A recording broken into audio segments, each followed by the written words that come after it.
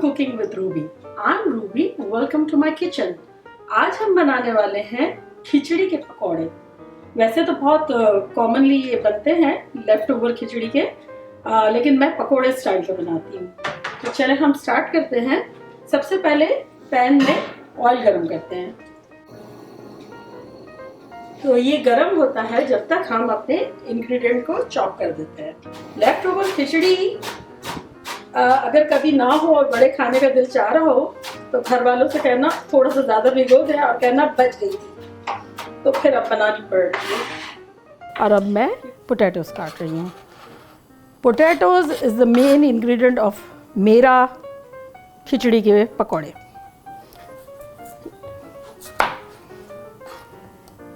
तो उसको बेसिकली छोटी छोटी फ्रेंच फ्राइज़ की तरह काटना है।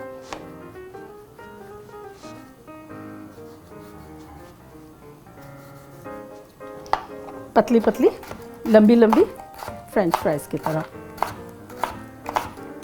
और ये ख़ासा इम्पोर्टेंट रोल अदा करती है मेरे खिचड़ी के बड़ों में। ये देखें इस तरह की। चलें अब time to mix mix mix. ये रहे खिचड़ी और ये रहे सारे स्पाइसेस जो कि हरा धनिया, मिर्चें, हरी प्याज और ढेर सारे कटे हुए चिप्स या फ्रेंच फ्राइज़ जैसे आलू। ये सब चला गया। 1 टेबलस्पून क्रश पेपर, 1 टेबलस्पून चाट का मसाला, 1 टेबलस्पून धनिया पाउडर, आधा टीस्पून जो है वो गार्लिक पाउडर और आधा हल्दी यानी टर्मरिक। ये सब चला गया अंदर। हम नमक नहीं डाल रहे हैं क्योंकि खिचड़ी में भी नमक था और चाट के मसाले में भी होता है, लेकिन एंड में हम टेस्ट कर लेंगे, अगर ज़रूरत होगी तो ज़रूर डाल देंगे। अच्छा, 1 लेमन जूस, फ्रेश लेमन, एकदम चटपटा चटाखेदार बनाएंगे।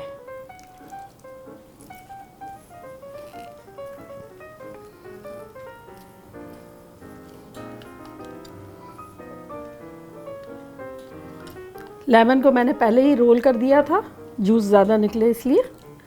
आप भी रोल कर लीजिएगा ताकि ज़्यादा से ज़्यादा जूस निकले। और अब ये कम्प्लीटली डिपेंड करता है बेसन आपका कितना पड़ता है, आपके घर की खिचड़ी कैसी बनी हुई है। अगर सॉफ्ट है तो डेफिनेटली ज़्यादा जाएगा और अगर हार्ड है तो कम जाएगा। Basically this is binding agent. ठीक है, तो मैं अभी इतना डालती हूँ। मैंने इस वक्त डाला है 1/4, 2 मरतबा डाला है, ये ना आधा कप हुआ। चलें तो अब इसको मिक्स करते हैं।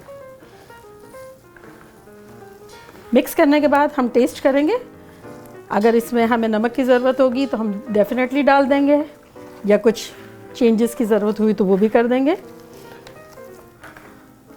हाँ, लग तो रहा है कि मेरी खिचड़ी के लिए आधा कप बेसन सही है। मज़ा आ रहा है। अच्छा, इस वक्त चख सकते हैं हम लोग के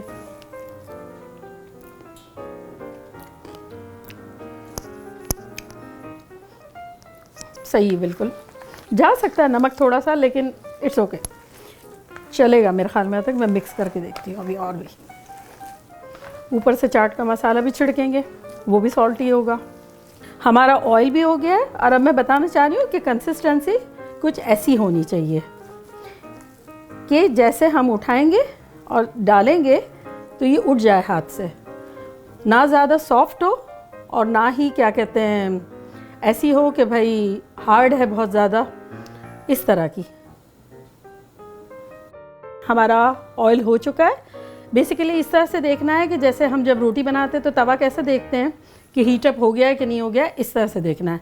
अगर अंडर हुआ तब हमारे पकौड़े में ऑयल रह जाएगा। चले मैं डालती हूँ। और अगर ओवर हुआ तो अंदर से कुक नहीं होगा और ऊपर से बर्न हो जाएगा। तो फॉर फ्राइंग के लिए इट्स रियली रियली इम्पॉर्टेंट कि आप मेक श्योर करें कि आपका ऑयल सही हो, अदरवाइज़ बहुत ग्रीसी पकौड़े बनेंगे।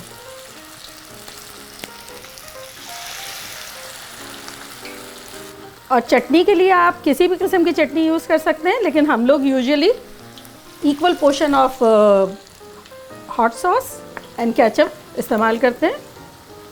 बहुत मज़े का लगता है इसमें।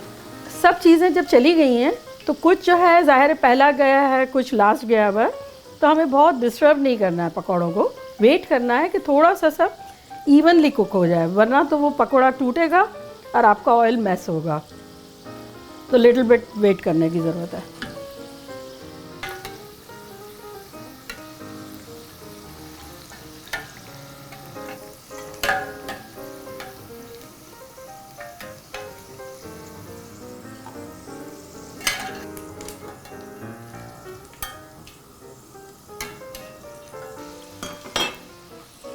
ये देखें किस तरह के क्रिस्पी क्रिस्पी क्रंची चिप्स की तरह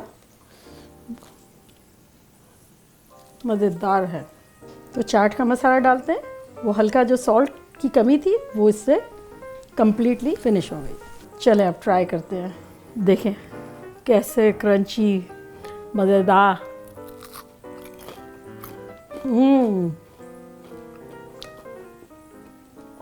अंदर से सॉफ्ट, ऊपर से क्रंची।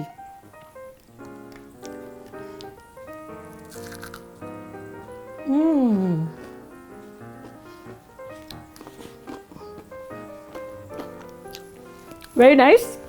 हमारे यहाँ इस तरह भी खाया जाता है, जैसे किसी भी बन में या डबल रोटी में एज ए सैंडविच। थोड़ा सा सॉस लगाया और फिर एक पकौड़ा रखा, इसको बंद किया और फिर देसी बर्गर।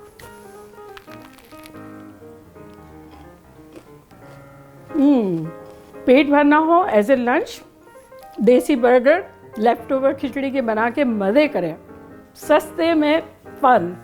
और अगर मूवी नाइट करनी है या स्नैक के तौर पर सर्व करना है, तब आप इस तरह से खाएं। अगर आपको मेरी रेसिपी अच्छी लगी हो तो प्लीज़ लाइक करें, शेयर करें, सब्सक्राइब करें। और जब तक के लिए बाय बाय, लव यू।